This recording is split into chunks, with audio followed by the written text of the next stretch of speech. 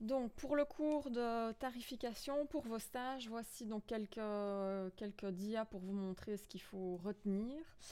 Donc, savoir bien faire la différence entre un assuré ordinaire et un BIM, donc un bénéficiaire de l'intervention majorée, et savoir aller retrouver sur le site du cbip.be ben, où on doit regarder pour savoir quel prix va payer un assuré ordinaire et quel prix pourrait payer un BIM pour une spécialité remboursée.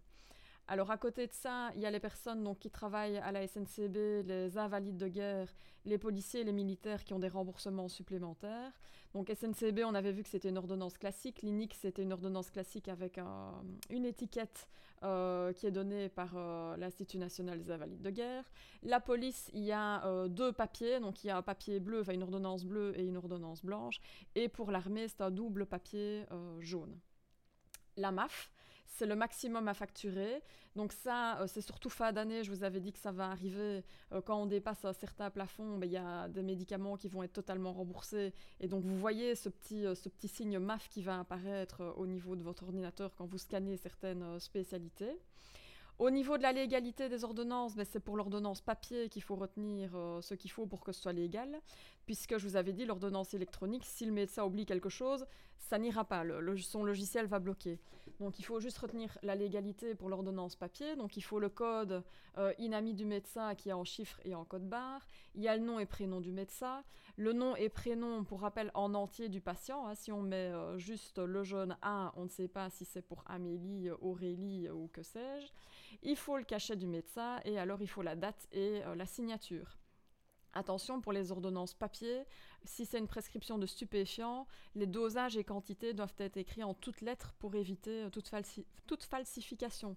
Ce n'est plus le cas avec l'ordonnance électronique puisque là, on ne saurait pas venir falsifier l'ordonnance. Donc ça, c'est juste valable pour l'ordonnance papier. Et alors la validité de l'ordonnance, ben, que ce soit pour l'ordonnance papier ou l'ordonnance électronique, elle est de 3 mois et donc c'est valable pour les médicaments remboursés et non remboursés. Alors, savoir ce que c'est un document de délivrance différé, donc quand une personne n'a pas besoin de tous les médicaments directement, vous devez être capable de faire un document de délivrance différé et pour rappel, il faut noter la petite lettre U en marge du médicament pour bien montrer que ce médicament n'est pas sorti, que vous avez fait un bon. Deuxième document que vous êtes capable de faire, c'est un document de paiement au comptant qu'on appelle aussi annexe 30 ou l'ancien nom c'était le formulaire 704. Donc ça c'est quand on n'a pas tous les renseignements nécessaires pour pouvoir appliquer le remboursement. On fait payer le prix plat, on imprime ce reçu de paiement au comptant que la personne va envoyer donc à la mutuelle pour récupérer la différence. Le document BVAC, donc qui est pour une assurance complémentaire ou pour la mutuelle. Donc je vous avais dit y penser pour tous les vaccins parce que donc les mutuelles remboursent un certain montant par an et par personne. J'avais oublié de vous le dire, mais aussi pour la contraception, c'est important de toujours le faire parce que de nouveau, les mutuelles remboursent un certain montant donc par femme par an pour la contraception. Donc c'est toujours bien d'y penser quand vous délivrez une pilule, enfin quand vous délivrez un moyen de contraception, de faire le BVAC.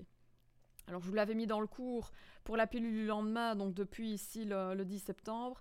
Elle peut être directement remboursée sans limite d'âge, donc même sans ordonnance. Donc ça c'est tout nouveau, donc important pour vos stages. Et alors regardez ici, si je vais voir de nouveau au niveau du CBIP, on ne les a pas encore vus, hein, mais je veux juste vous montrer les exemples de pilules du lendemain. Je vais toutes les mettre ici. Hop. Voilà. Il y en a 3 ici qui sont équivalentes. Vous voyez que c'est chaque fois le même principe actif, même dosage avec une seule gélule à l'intérieur. Mais vous voyez que ici, il y a la lettre J. Donc ça veut dire que sans limite d'âge, c'est remboursé. Et vous voyez qu'on va payer 85 cents. Hein, c'est pas grand-chose au lieu de 9,85 €. Pareil ici pour Norlevo, on va payer 85 cents au lieu de 9,85 €. Et alors, vous voyez ici les Vodona. Mais là, il y a J et A devant. Donc ça veut dire que c'est totalement remboursé. Ça va sans limite d'âge. Donc voilà, si on veut gagner 85 centimes, il faut aller vers le Levodona.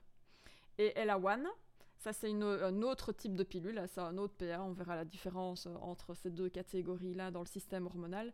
Vous voyez que c'est une pilule qui est plus chère, mais donc qui est remboursée sans limite d'âge et on paye 15,98 € à la place de 24,98 €. Donc c'était ça que je voulais vous montrer. Il n'y a que celle-là, je ne sais pas pourquoi, qui est remboursée en catégorie 1, donc on paye 0. Alors, je reviens ici. Je vous avais dit dans le cours, donc pour la plupart des contraceptifs, donc il y a une intervention spéciale si on est âgé donc en dessous de 25 ans, donc c'est pour ça que vous avez la lettre J dans le répertoire. Et j'avais oublié de vous le mettre dans le cours, donc ça s'il vous plaît rajoutez-le. Depuis de nouveau ici le 10 septembre 2020, c'est sans limite d'âge, donc l'intervention spéciale intervient donc sans limite d'âge pour les bénéficiaires de l'intervention majorée. Ça va, donc ils ont directement toute personne, enfin toute femme, à ce moment-là, si elle est BIM, bénéficie de l'intervention spéciale. Alors, il faut savoir, donc on fonctionne sur le système du tiers payant. Donc ça veut dire que le patient va payer seulement une partie du médicament remboursé, c'est la mutuelle qui va rembourser l'autre partie au pharmacien, et donc le patient paye ce qu'on appelle le ticket modérateur. Et donc c'est pour ça maintenant que vous comprenez l'importance d'une ordonnance. Quand vous avancez un médicament remboursé, il est primordial que le pharmacien récupère son ordonnance, sinon il ne récupérera pas la différence. Les catégories de remboursement, donc il y en a 4. A, totalement remboursé, ça va être gratuit pour le patient. B, un peu remboursé. C, un peu remboursé, mais moins que B. Et D, pas du tout remboursé. C'est le prix plat, même avec... donc, quand il y a une ordonnance, c'est jamais remboursé.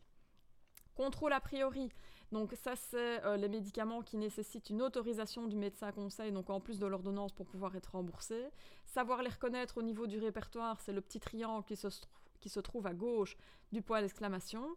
Parfois, on l'a vu pour l'exemple des vaccins contre la grippe, la mention TPA est suffisante, on n'a pas besoin d'autorisation du médecin conseil, donc pour ça a été simplifié. Contrôle a posteriori, donc là, savoir le reconnaître, c'est le point d'exclamation avec le triangle à droite au niveau du répertoire ou du site internet cbip.be. Et donc là, il faut être vigilant aux mentions qui sont inscrites à côté du médicament, donc sur l'ordonnance. Soit le médecin aura inscrit TPA, donc le patient remplit bien les conditions, c'est remboursé. Soit il ne remplit pas les conditions et alors le médecin aura inscrit tiers payant non applicable. Donc là, il est temps de ne pas passer à côté puisque là, ce sera... non remboursé. Alors, de manière générale, c'est toujours un seul conditionnement remboursé par ordonnance, sauf pour les insulines où on peut aller jusqu'à 3000 unités internationales par ordonnance, avec les deux exceptions de l'Antus et l'Evemir pour lesquelles c'est qu'une seule boîte par ordonnance. Et deuxième exception, c'est pour les prescriptions donc DCI, où là, on peut aller par ordonnance mettre un traitement pour maximum 3 mois, pour 92 jours exactement. Alors, savoir reconnaître une bonne prescription DCI, savoir reconnaître si un médicament fait partie des moins chers, donc là de nouveau c'est au niveau du répertoire, si vous vous souvenez c'était le petit signe, c'était un petit rond avec une barre, ça faisait partie, c'était les médicaments qui faisaient partie des bons marchés, des moins chers. Savoir que pour tout ce qui est antibiotiques et antimycosiques, on doit appliquer ce qu'on appelle la DCI automatique. Et enfin, il y a possibilité de faire un cas de force majeure pour, donc dans les deux cas, si le médicament par exemple n'est pas disponible ou s'il y a une urgence médicale, on peut alors choisir un médicament qui ne fait pas partie des moins chers, mais bien sûr il faut noter le pourquoi sur l'ordonnance. Et alors au niveau du remboursement des préparations magistrales, bon là, à part retenir que pour les gélules, c'est maximum 60 gélules par ordonnance pour que ce soit remboursé, sauf les antibiotiques où c'était seulement 20 gélules par ordonnance. Et pour les suppos, c'est seulement max 20 suppos par ordonnance. Je pense que c'est les deux choses principales à retenir. Le reste, c'était à titre d'info. Donc voilà pour ce que vous devez vraiment retenir pour vos stages et aussi pour le jury de fin d'année, l'épreuve intégrée. Ça, c'est des petites questions qu'on pourrait vous demander. Ça veut dire quoi catégorie B de remboursement, contrôle a priori, etc. C'est des choses qui peuvent revenir. Ça va? Donc ça, faites bien un résumé de tout ça et n'hésitez pas à poser vos questions aussi en stage pour avoir des cas concrets. Moi, je vais vous envoyer aussi quelques petits exercices pour pouvoir avoir plus facile au niveau de l'examen. Voilà pour donc tarif.